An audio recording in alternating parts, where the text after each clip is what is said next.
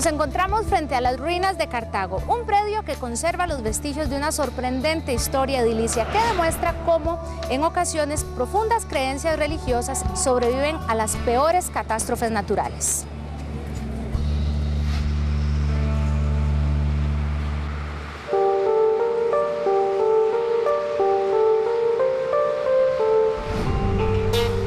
Lo llamamos este sitio las ruinas de Cartago. Se dicen ruinas, aunque realmente se trata de un edificio que quedó a medio concluir. Son las ruinas de la parroquia de Santiago Apóstol y realmente ocupan el centro de la ciudad de Cartago.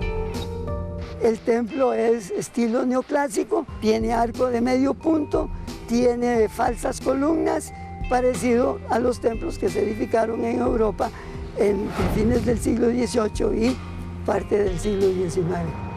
Estas ruinas se encuentran en el mismo lugar donde había sido edificada la primera parroquia que los españoles, como era la costumbre, construyeron al fundar la ciudad.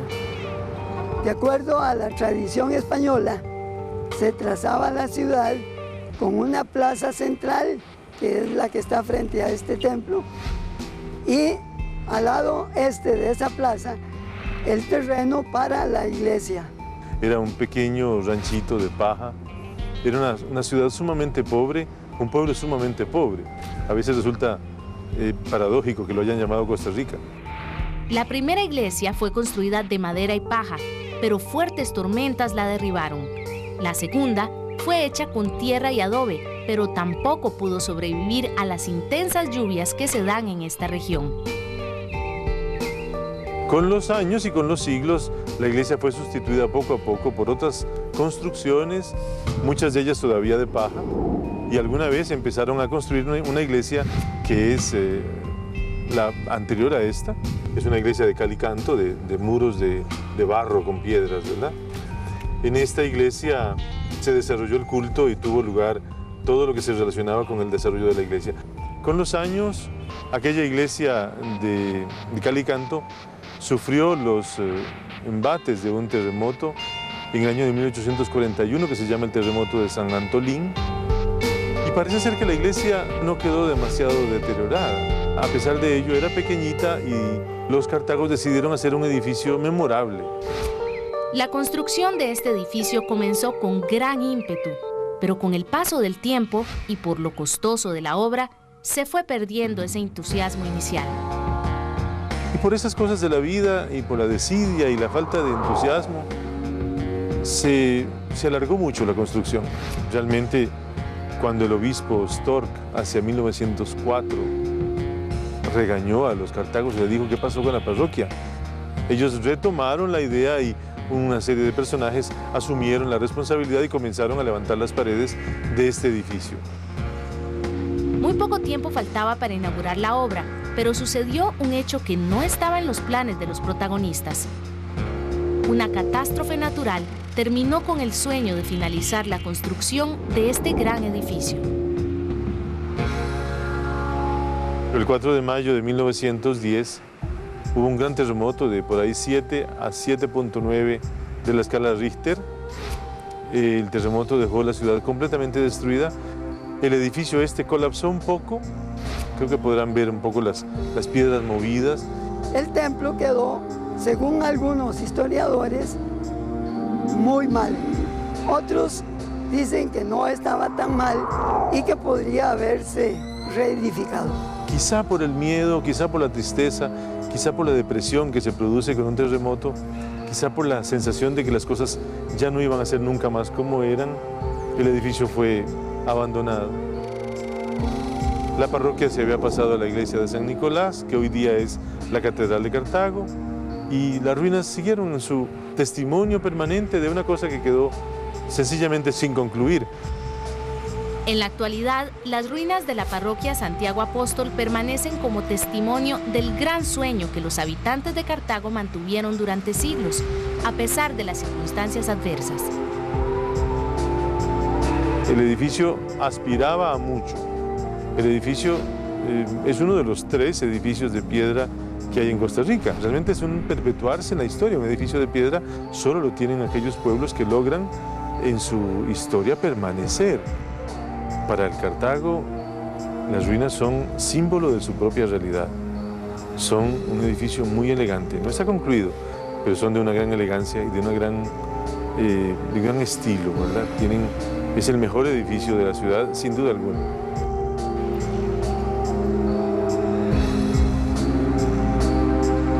Las ruinas de Cartago permanecen como testimonio de la gran importancia económica y política que tuvo este lugar durante la época colonial. Muy cerca de las ruinas de la iglesia de Santiago Apóstol se encuentra la Plaza de la Basílica de los Ángeles, un lugar que fue el centro político del país antes de conseguir su independencia. Estamos en estos momentos en la Plaza de la Basílica de los Ángeles, en la ciudad de Cartago, que fue la antigua ciudad capital de Costa Rica. Funcionó como la sede de los poderes centrales políticos durante la época colonial y es un lugar cuyo asentamiento más o menos terminó de conformarse a finales del siglo XVI. En aquella época, Costa Rica no era un territorio atractivo para los españoles, ya que no contaba con yacimientos de oro ni de plata. Pese a ello, fue uno de los últimos países de América Latina en independizarse de España.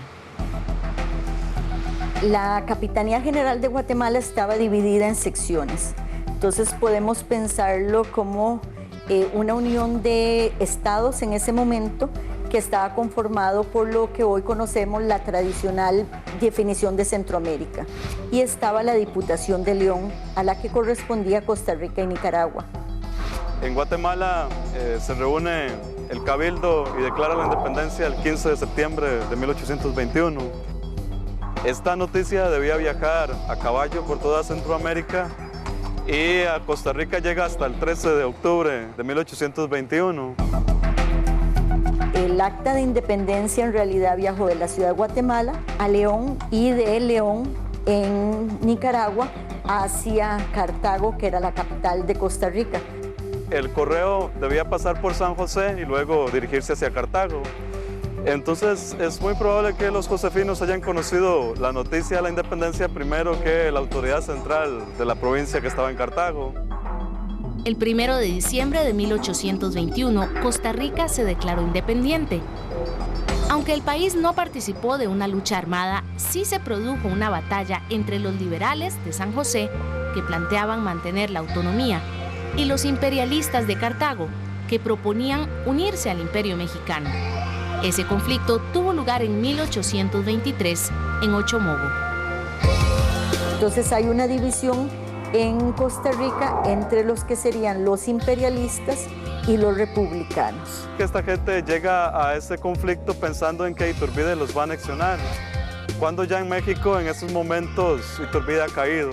Finalmente los grupos que son republicanos pelean contra los grupos que son imperialistas y se da una batalla que empieza el 29 de marzo de 1823 en Ochomogo, que es una zona montañosa entre Cartago y San José. El conflicto militar se resuelve a favor de los republicanos, lo ganan los josefinos, incluso llegan a Cartago, que la encuentran desolada, la gente ha huido, y entonces se llevan las instituciones políticas para San José, y a partir de allí San José comienza como la capital de este país.